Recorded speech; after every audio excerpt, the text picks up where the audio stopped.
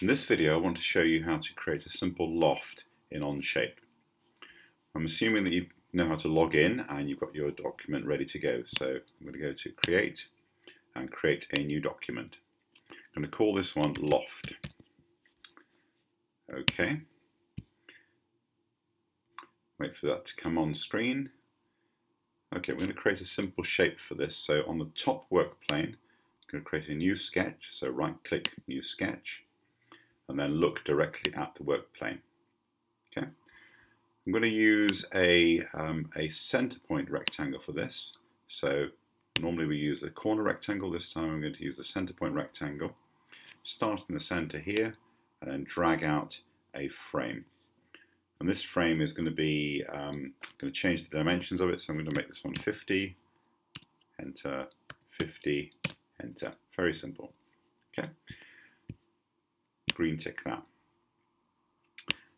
Now I want to have another shape that's going to be higher than this place. So I need a new work plane. We've got our basic ones at the top, front and right.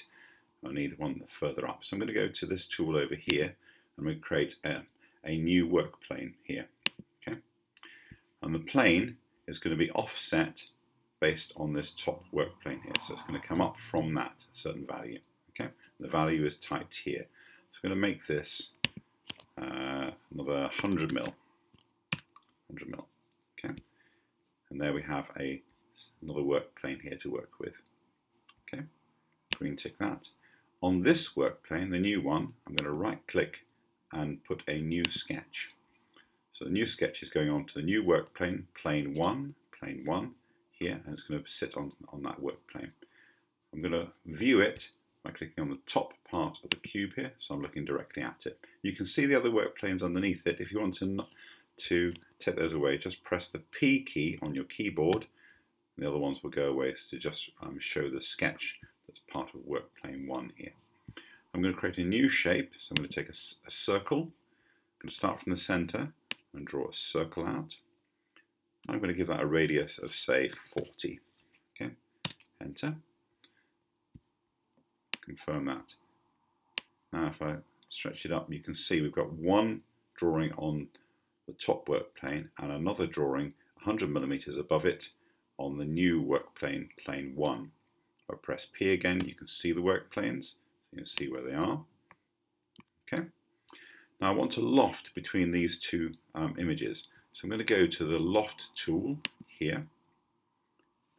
And then you add the profiles that you want to loft between. So I want to add this profile. And that's going to go to this profile here. And there we have a square turning into a circle profile for me. Okay. If we're happy with that, we can click green tick. Okay, so supposing that we don't want it to be as tall as this, suppose we wanted to narrow it down, well, remember we can go back into any of these features here. So the part that determined that was the plane here. Double click on that.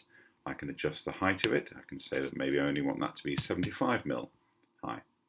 Green tick it, and it shrinks it down because everything is based on that plane. The circle is sat on that plane for me. Okay. And the same thing, I can go to the sketch, say a sketch 2 here. I could have a look at the sketch that I drew here, and I might want to change part of that. So let's add another circle in here. Maybe do a bit of trimming on this circle to try and create a new shape, like so. Green tick that, and it should redraw, and it will have that part as part of the loft. That's beginning to look a bit like a kettle now, isn't it, as you draw it out.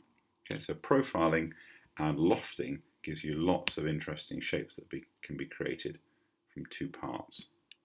Have a go.